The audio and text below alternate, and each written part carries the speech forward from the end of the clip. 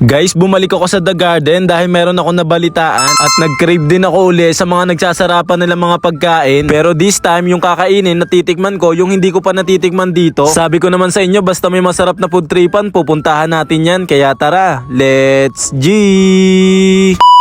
Ngayong araw, meron ako nalaman, masarap na food tripan kaya't aking pinuntahan. Dito nga lang pala yan sa may The Garden, Filipino and Chinese cuisine na matatagpuan sa may number 249 Bunyeng Street, Hulo, May Kawayan, Bulacan. Side lang sila sa Aldana Printing Press. Malapit din sila sa St. Francis Hospital at May Kawayan West Central School. At available din sila ngayon sa Google Map. Open naman sila daily from 10 AM to 10 PM. Meron din sila dito mga parkingan. Legendary restaurant mula po nung 80s at 90s. Eto nga pala yung kilalang The Garden na napalitan lang ng letter D pero yung menu ganun pa rin. Kilalang kilala tong restaurant dito sa May Kawayan dahil mura na, talaga namang masarap pa. Kaya naman bumalik kami dito para tikman yung mga iba namin hindi pa natitikman. Tapos meron sila dito buy one take one na crispy pata. Sabayan mo pa na mababait nilang staff dito. Ang sarap talaga kumain dito sa The Garden, talaga naman dinarayo lalo na ng mga magpapamilya. Perfect din to sa mga gatherings at mga celebration. Kaya naman umorder kami dito yung mga hindi pa namin natitikman. Kabilang na nga dyan itong nakapromo nila ngayon na buy one take one na crispy pata, pakbet na may lechon kawali, pinagmamalaki nilang Paris Retiro, beef broccoli rice, sashimi pink salmon, at itong nilagang baka nila. Kaya naman una kong tinikman itong nakapromo nila na crispy patang buy one take one. Sobrang crispy, kaya nga tusukin to ng plastic spoon. Bago yung mantika na ginagamit kaya maganda yung kulay ng balat. Malasa na kahit walang sausawan, tapos malambot pa yung laman. Kaya naman habang nakapromo pa sila buy one take one crispy pata, try nyo nang kumain dito. Talaga namang siguradong damay pati sinaing ng kapitbahay. Malinamnam na sabaw ng nilagang baka at merong malambot na laman. Sobrang init kapag sinerve dahil cook to order sila. Pakbet na may lechon kawali na talaga naman lasang-lasa mo yung bagoong pero hindi maalat. Sa sobrang linamnam nga neto, kahit bata ay mapapakain mo neto. Kaya naman dahil dyan, hanga ako sa chef na nagluto niyan. Sobrang lasa, may malambot na laman at malapot na sauce na beef broccoli rice. Na para sa akin nga ay marami na rin yung serving. Manamis na miss na lasa ng Paris Retiro nila na talaga namang malambot yung laman at malapot yung sauce na talaga namang bagay sa may sinanga. Huli nga sa tinikman ko itong napaka-fresh na sashimi pink salmon na talaga namang para kang kumakain ng gelatin. Sobrang linamnam din neto. Nag-o-offer din sila dito ng mga package na pang 7 to 10 person. Nag-o-offer din sila dito ng mga food trays na kaya ngang umabot hanggang 20 packs. Eto naman yung ibang menu, kasama na dyan yung kinain namin at mga prices. Pakipost na lang para makita nyo ng maayos. Meron din sila dito mga VIP room na talaga naman fully air condition at may kasama ng video na perfect nga to para sa mga wedding, birthdays at ibang mga gatherings. Mga ka-omsim, talaga namang solid at panalo dyan. Kung interesado ka nga dyan at gusto mo magpabook agad, eto nga pala FB page nila, paki-PM na lang. Basta masarap na food tripan, lalo na pang pamilya, alam mo na kung saan ka pupunta ha. At ayun, isa na namang masarap na food tripan ang akin na omsiman banda sa may Kawayan, Bulacan. Dahil alam nyo naman, food trip at good vibes lang ang lagi nating dala. Muli, ako nga pala to si Ka Omsim. Maraming